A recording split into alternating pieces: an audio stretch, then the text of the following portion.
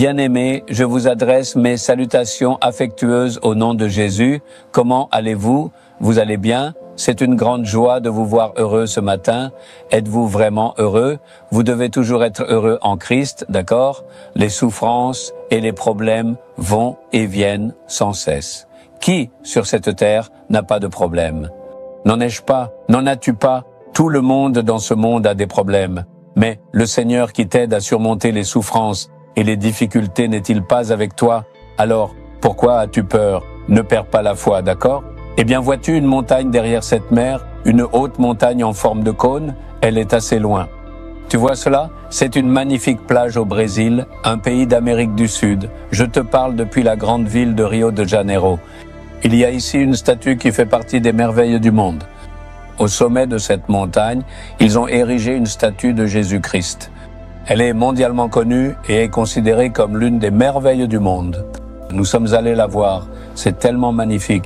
J'étais émerveillé. La scène elle-même fait 30 pieds de haut. Au-dessus, la statue mesure 95 pieds de haut. L'ensemble de la structure fait environ 120 pieds de hauteur. Elle a été érigée sur la plus haute montagne de cette ville. Sais-tu quand ils ont fait cela? Ils ont commencé à construire cette statue il y a 100 ans. Cela fait plus de 95 ans qu'elle a été érigée. N'est-ce pas merveilleux? C'est tellement impressionnant. J'étais vraiment émerveillé. Non seulement cela, mais ils l'ont fait au sommet de la montagne avec des pierres provenant d'une seule carrière. Environ 60 000 pierres ont été apportées ainsi. À l'époque, ils les transportaient depuis une carrière par train.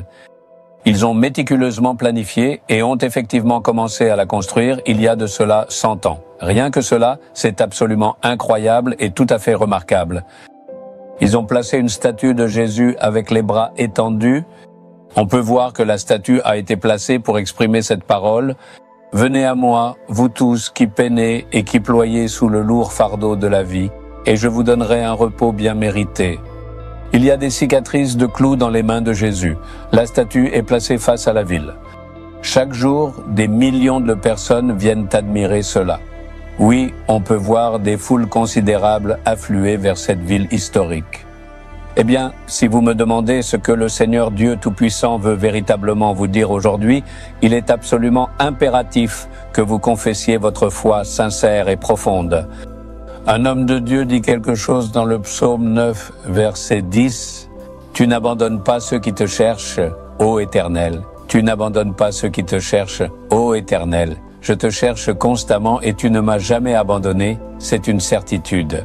Tu ne m'abandonneras jamais non plus. » Confesser sa foi est un aspect important de la prière.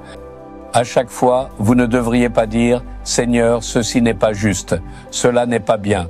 Donne-moi ceci, cela, mais dites « Seigneur, tu n'as pas abandonné ceux qui te cherchent. Je te cherche et tu ne m'abandonneras pas. » Confessez votre foi et priez. Alors un miracle se produira. Un homme de Dieu appelé David a dit cela. Il a traversé beaucoup d'afflictions et de larmes. Il a subi la persécution. Mais en toute chose, il a cherché le Seigneur et s'est attaché à lui. Ainsi, le Seigneur l'a guidé sans jamais l'abandonner. Le Seigneur ne l'a pas abandonné, même au milieu de la persécution et de la souffrance. C'est pourquoi il dit « Tu n'as pas abandonné ceux qui te cherchent ». Il parle de son expérience. Moi aussi je peux le dire. Le Seigneur ne m'a jamais abandonné. Il ne m'a jamais laissé être couvert de honte. Il y a eu des souffrances, des persécutions et des problèmes. Mais le Seigneur ne m'a jamais abandonné. Je suis Jésus depuis tant d'années. Il ne m'a jamais abandonné. Les gens peuvent nous abandonner. Mais le Seigneur ne nous abandonnera jamais. Alors tu peux dire, Seigneur, tu ne m'as pas abandonné. Ne dis jamais que le Seigneur t'a abandonné. C'est une mauvaise confession.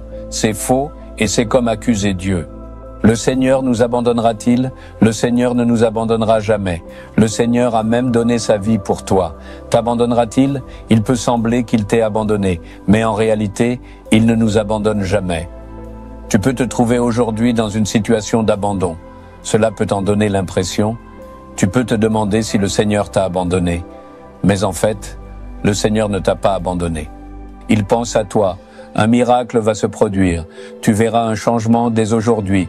Le Seigneur dit, « Je ne t'ai pas abandonné, mon fils, ma fille. Je suis avec toi tout simplement. » Le Seigneur montrera un signe même aujourd'hui. Il accomplira un miracle.